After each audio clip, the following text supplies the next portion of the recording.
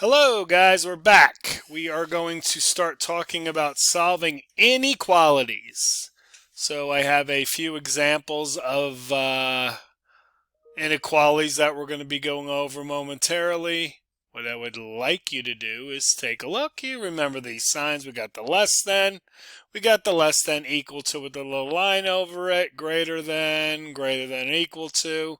And also, one of the things about inequalities is when you are done, usually we put them on a number line.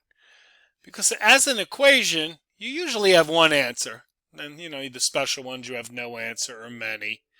Also, what we deal with in inequalities is we have many answers that satisfy the situation.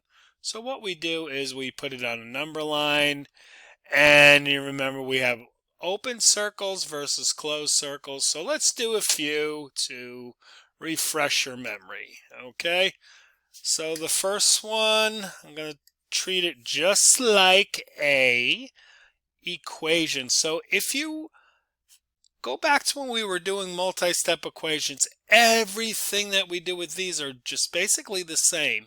There's one little thing that's different.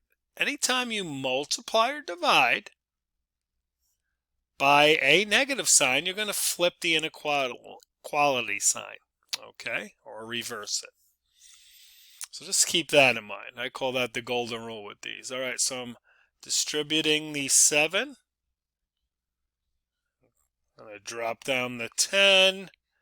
Okay, and then on this side, what I'm going to do, it's less than. I'm going to combine like terms and continue the problem. Well, I could clean it up a little on the left-hand side. Negative 14 and 10 would give me a negative 4.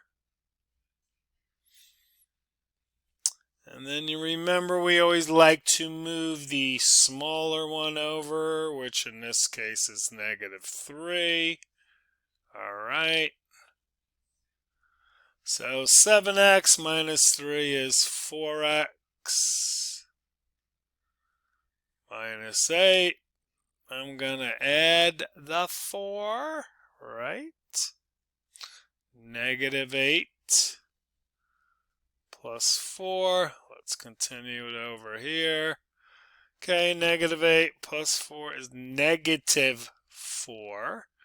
Now remember, the golden rule, here I am dividing by a positive. It doesn't matter what I'm dividing into, it matters what I'm bringing over the inequality sign. So in this case, the sign does not flip, and my answer is negative 1. Okay? So I just make a basic number line here.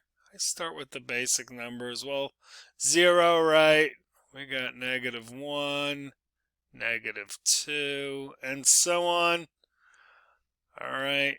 So x has to be less than. So that is going to be an open circle on negative 1, and it's going to be going anything to the left, because all these numbers to the left are less than negative 1. All right. Next problem. Looks a little big here, huh? Let's take care of it. So we got negative 5x, right? Negative 5 and 2 is a negative 10. Negative x. Okay, we have a greater than or equal to. Now we are distributing a negative 3x. Negative 3 times negative 1 is positive 3. Drop the 2. Let's clean it up. Combine like terms. Negative 5x, negative x is negative 6. Okay. 3 and 2 is 5.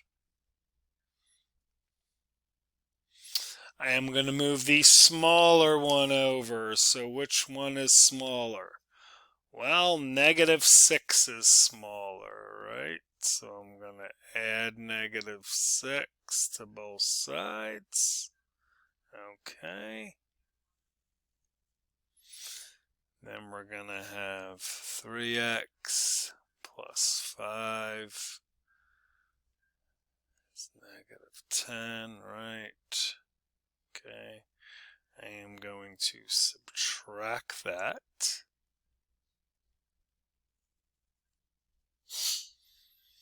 All right.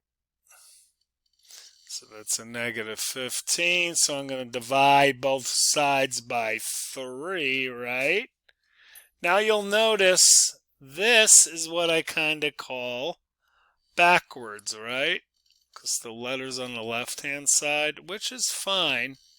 The only thing I do with these is when you're graphing them, read it from the letter, okay?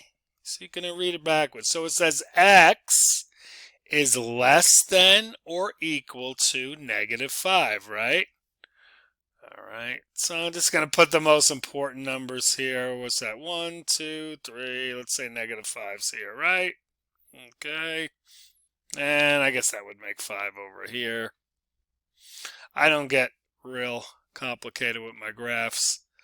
The main thing I'm checking with the graph is open or closed circle. Closed, right? On negative 5. Again, reading it from the letter. X is less than or equal to. That's why I have a closed dot. So that is going to go over here, going down again. Okay, so all these numbers, including negative 5, would work in the problem. Okay.